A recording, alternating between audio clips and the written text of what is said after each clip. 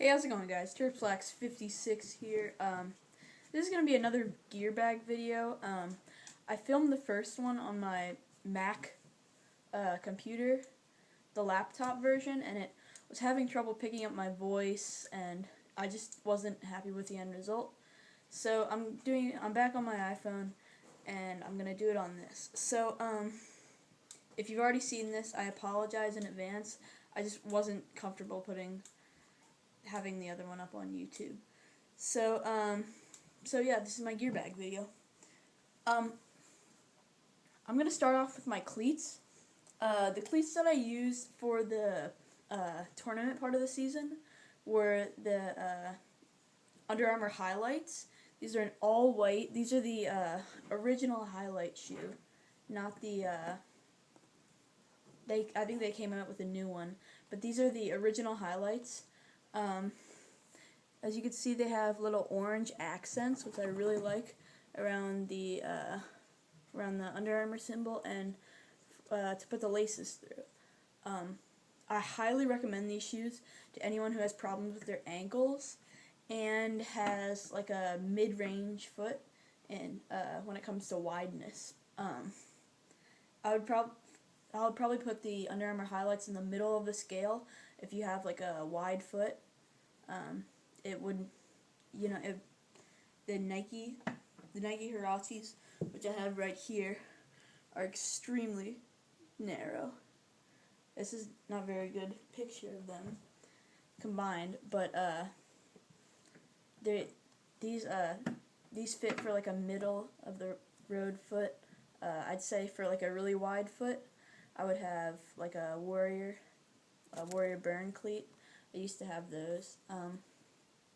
But yeah, I really like the Under Armour highlights. They give you very good ankle support, and I felt like it was perfect for my foot type. It really just locked my foot in there, and it provided quick stops and starts without being something very clunky and heavy on my feet. My only complaint is that when I wear like Nike Elite socks when I play, just to get more padding. And my foot became really hot in these, playing in the hot tournament weather. But other than that, I love these cleats, and I highly recommend them to anyone. So here's both of them. For the rest of the year, I used the Nike Huaraches. These are in navy. These are a pretty good cleat. They're for a pretty narrow foot. These are 10s. Well, these are 10s, and these the Under Armour highlights are 9.5s. So if that gives you an idea of foot size, I'd go like a half size down for any Under Armour. Back to the Nike Huaraches. These are really nice. I like how it has a sleeve in there, and that just locks your foot in. And it's a mesh. It's sort of a mesh material, so it's a lighter cleat. Other than that, I think these are pretty good cleats.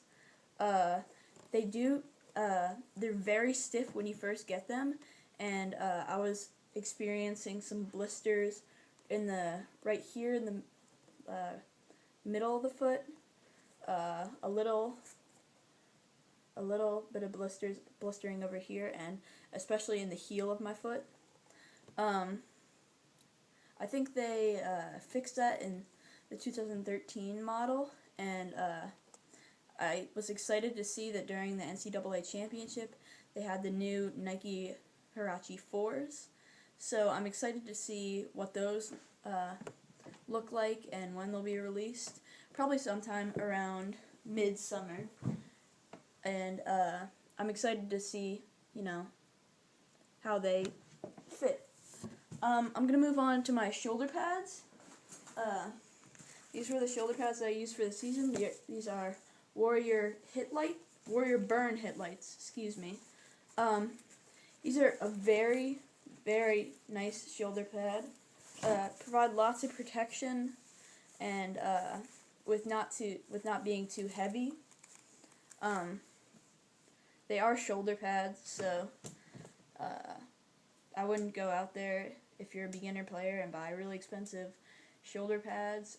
Most people that I know just have crappy little shoulder pads that are really light and provide lots of mobility. I got these because mine were falling apart, and you know, I just went out there and decided to get these. You know, shoulder pads, not worth spending too much money on. I highly recommend these though, if it's time for an upgrade. It has a really cool orange and gray and black colorway, and I really like the warrior pattern with the warrior logo inside. As you can see, it's really well ventilated inside, and there's lots of breathability. Again, they're only shoulder pads. Now I'm going to move on to elbow pads, or arm guards, as I like to call them. These are the STX K18 arm guards in navy. I really, really, really like these, and I highly recommend them for any attackman or midfielder.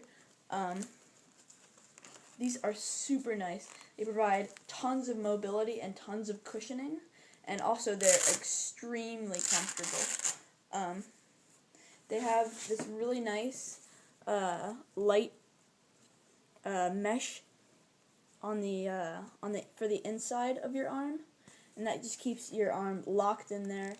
And you know, I just love them. They're extremely comfortable. Another cool feature of them is they have these little beads, and when you start to sweat, they just lock onto your arm, and there's no sliding around. A lot of the times, like if like say the ball goes the other way, I find some kids like scooting their arm guards up, and these you don't have to do it. Just a little nice feature of them. I highly recommend these. As I said again, it's a really cool design. Have that little foam piece in there. Just adds some cool texture. The K18-2s, I believe they're coming out end of summer too. That's, I think, when STX is releasing some stuff. So the K18, I guess they're the K18-3s now. These are the K18-2s. But Kyle Harrison is releasing a new line of stuff. There have been some sneak peeks floating around on the internet, Instagram, I know, IL gear. So I guess just keep your eyes out for the new K18 gear. I have a lot of backups in here. Maverick Prime, these are the Maverick Prime mids. I use those sometimes if it's like a really hot, it's really hot at practice, and I'm not too worried about getting my arms too bruised up. But they're really nice. These are the old shoulder pads that I was talking about. Pretty basic. I'm gonna move on to my gloves. My gloves got pretty dirty from the last tournament. These are the Brian King 3s. These are in Royal, and I love these gloves. Highly recommend them to anyone. I'm not sure actually if they sell them anymore now that the King 4s are out, but these are some great gloves. They have lots of mobility right out of the package. Within an hour of just playing wall ball with them, I could feel them breaking in and forming to my hand. They got a really nice mesh in the palms that allows you to really feel your stick. So yeah, really nice. They have the King and lots of venting at the top. It's a really breathable glove, which I like. Your hands, you don't feel like your hands are getting trapped in there. And That's just something I really like about them. Also, one thing that I didn't like really was the palms. It's kind of like a hybrid leather material, and if it gets wet, it really starts to harden. And I mean, it's a small thing, but you could sometimes, I mean, just nitpicky things like that. I mean, it's a small thing, but it doesn't really matter. Overall, very cool glove, and I highly recommend it to anyone if they still sell them. I'm sure you can pick them up for really cheap if they still do sell them. I remember when the K18-4s were coming out, they were around $50, or no, not 50, like 100, which is still pretty good. You see some of the top of the line gloves like Nike Vapors, they're going for like $175. I don't really feel comfortable selling or buying a glove for that much. Finally, I'm gonna move on to my helmet. Pretty basic. Oh, mouth guard just fell out. Cascade Pro 7, all white with a black face mask, black chin strap, and little Under Armour chin pad. That's something that I started using this year, and I really like. Just keeps the leather of the chin strap not sticky and sweaty. Just a little thing. It's pretty dirty. I love the whale fin Prius hump, whatever you want to call it. Just really cool. Very well ventilated. Lots of padding on the inside. Super sturdy helmet. I highly recommend it. Lastly, I have my sticks. You guys have seen these. Warrior Blade Pro, mid pocket, shifts low, very nice pocket. You can see very tight channel. Allow not too much whip. East Coast mesh, tri-top, 2 straights, pretty basic. That's on a STX Sci-Tie. Pretty heavy stick. I'm thinking of upgrading to an Alliance or a Haywire composite stick.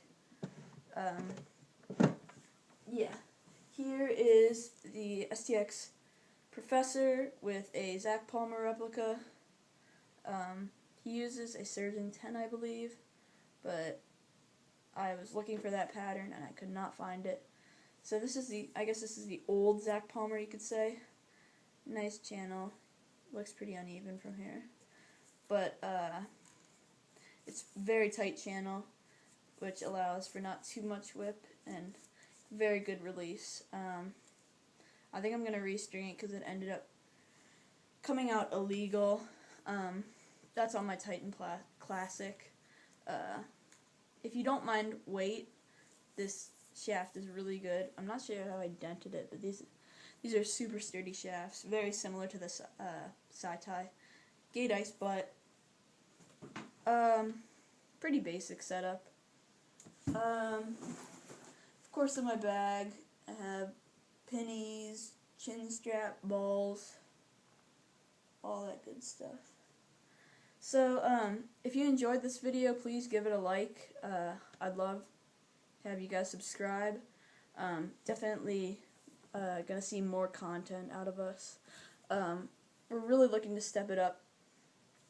We're really looking to like be a step up in the YouTube community. We're gonna place a Gimalax order.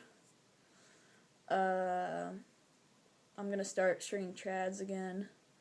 Just, you know, more content on the way. So please give us a subscribe. Thanks for watching. Peace out, guys.